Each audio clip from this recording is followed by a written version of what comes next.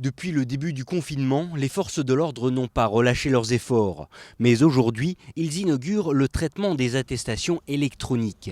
Une nouveauté pour eux comme pour le reste des Français, pas encore tous convaincus par cette évolution. Concrètement, pour ceux qu'on a contrôlés jusqu'à présent, il y a encore eu très peu d'attestations électroniques. Mais il faut le temps que ça se mette en place, puisque je pense que la majorité des usagers ont imprimé leur pile de papier tout simplement, et qui vont écluser leur pile de papier avant de chercher comment les générer de façon électronique.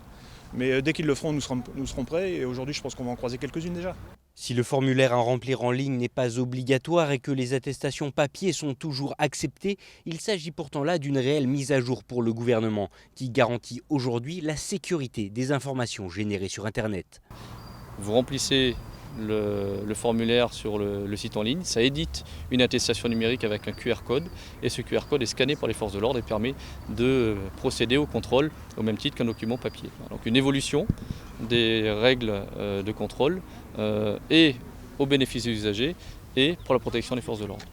Pour autant, si les attestations numériques ne sont pas légion, la grande majorité des usagers contrôlés ce mercredi étaient dans leurs droits. Si relâchement il y a, il ne concerne vraisemblablement pas la partie administrative.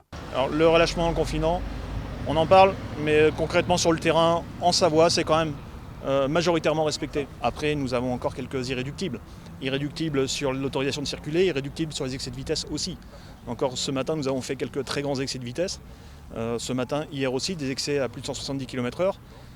C'est pas parce qu'il n'y a plus personne sur la route qu'il faut s'autoriser à y faire n'importe quoi. D'ailleurs, nombreux sont les contrôles de la gendarmerie et ce, même en dehors du réseau routier afin de faire respecter le confinement.